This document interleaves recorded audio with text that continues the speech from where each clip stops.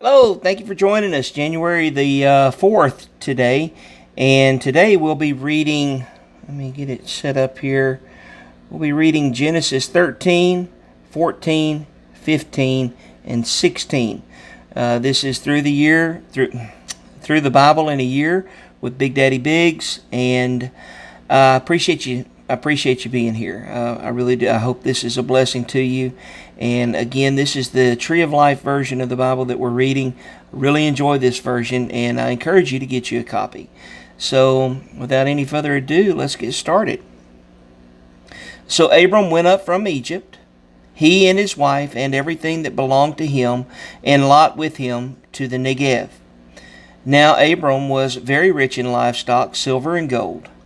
He proceeded by stages from the Negev as far as Bethel, to the place where his tent had been at the beginning between Bethel and Ai, to the place of the altar that had been made there at first, and there Abram called on the name of Adonai.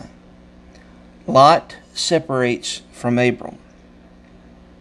Now Lot, who was going with Abram, also had sheep and cattle and tents, so that the land could not support them living together, because their possessions were many, and they were not able to stay together.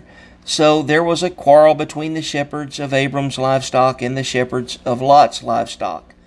Now the Canaanites and the Perizzites were living in the land then. So Abram said to Lot, "Please let there be no strife between me and you, or between my shepherds and yours, since we are relatives. Isn't the whole land before you? Please separate yourself from me. If to the left, then I'll go to the right, or if to the right, then I'll go to the left."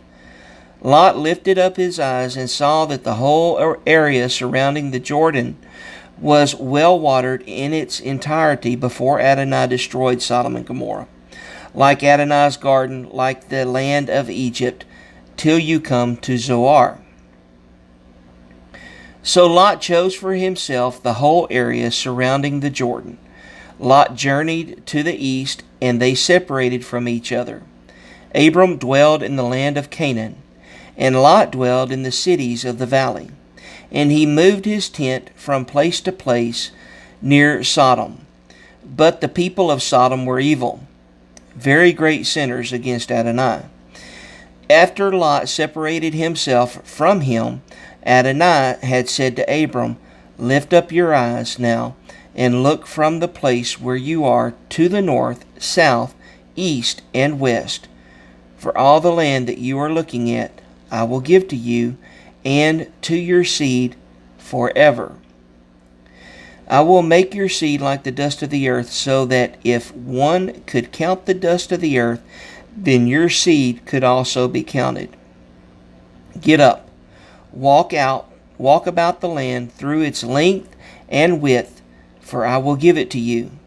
So Abram moved his tent from place to place, and came and dwelt by Mamre's large trees, which are in Hebron, and are built there, and there built an altar to Adonai.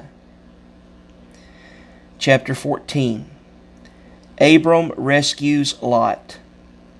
Now it came about in the days of Amraphel, king of Shinar, Arioch, king of Elazar, Chedorlaomer, king of Elam, and Tidal, king of Goim, that they made war with Bera, king of Sodom, Bersha, king of Gomorrah, Shinab, king of Admah, Shemeber, king of Zeboim, and the king of Bela, this is Zoar.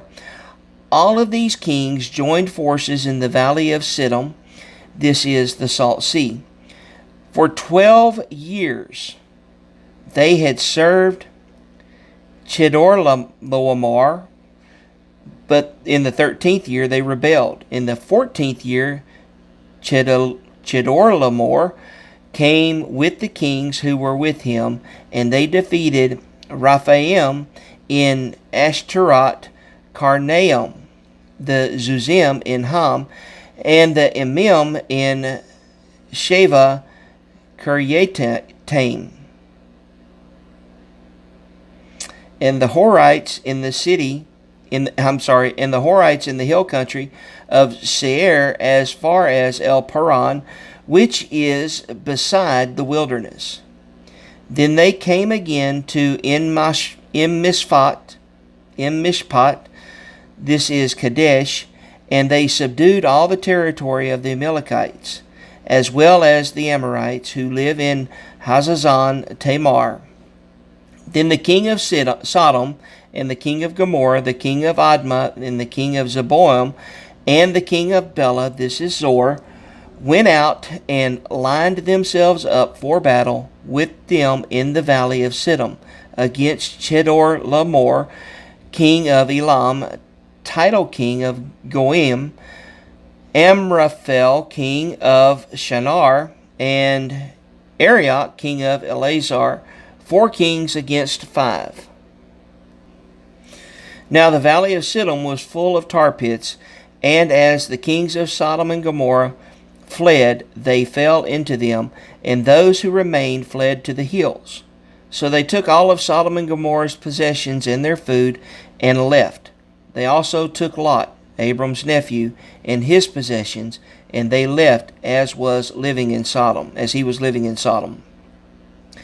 Then a survivor came and told Abram the Hebrew, who was dwelling by the large trees belonging to Mamre the Amorite, the brother of Eshcol, and the brother of Aner. They were Abram's allies. When Abram heard that his kinsmen had been taken captive, he rallied his trained men, those born in his household, 318 of them, and went in pursuit as far as Dan. Then he divided his servants against them at night, and he defeated them and pursued them as far as Hovah, which is north of Damascus. He brought back all the possessions, and also brought back his kinsman Lot and his possessions, as well as the women and the other people. Melchizedek, king of Salem. Now after he returned from defeating Chedorlaomer and the kings who were with him, the king of Sodom went out to meet him in the valley of Shiva. This is the king's valley. Then Melchizedek, king of Salem, brought out bread and wine. He was a priest of El Elyon. He blessed him and said, Blessed be Abram by El Elyon, creator of heaven and of earth. And blessed be El Elyon, who gave over your enemies into your hand. Then Abram gave him 1/10 of everything. Then the king of Sodom said to Abram, Give me the people, the possessions, take for yourself. But Abram said to the king of Sodom, I raise my hand in oath to Adonai, El Elyon, creator of heaven and earth. Not a thread or even a sandal strap of all that is yours will I take. So you will not say, I've made Abram rich. I claim nothing but what the young men have eaten, and the share of the men who went with me, Aner, Eshcol, and Mamre, let them take their share. Chapter 15. Cutting a Covenant. After these things the word of Adonai came to Abram in a vision, saying, Do not fear, Abram, I am your shield, your very great reward. But Abram said, Lord, my Lord Adonai, what will you give me, since I am living without children, and their heir of my household is Eliezer of Damascus? Then Abram said, Look, you have given me no seed, so you have given me no seed, so a house born in my house is my heir. And see the word of, forgive me, I'm reading this on Kindle and I had a slight glitch. Then Abram said, Look, you have given me no seed, so a house-born servant is my heir. Then behold, the word of Adonai came to him, saying, This one will not be your heir, but in fact one who will come from your own body will be your heir. He took him outside and said, Look up now at the sky and count the stars, if you are able to count them." Then he said to him, "So shall your seed be."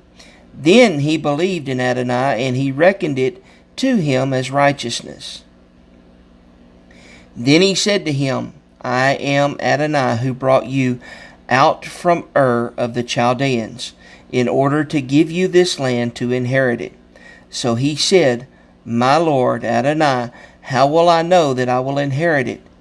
Then he said to him, "Bring me a 3-year-old cow, a 3-year-old she-goat, a 3-year-old ram, a turtle dove, and a young bird." So he brought all these to him and cut them in half, and put each piece opposite the other, but he did not cut the birds. Then birds of prey came down upon the carcasses, but Abram drove them away. When the sun was about to set and a deep sleep fell on Abram, behold, terror of great darkness was falling upon him. Then he said to Abram, "Know for certain that your seed will be strangers in the land that is not theirs, and they will be enslaved and oppressed 400 years. But I am going to judge the nation that they will serve. Afterward they will go out with many possessions.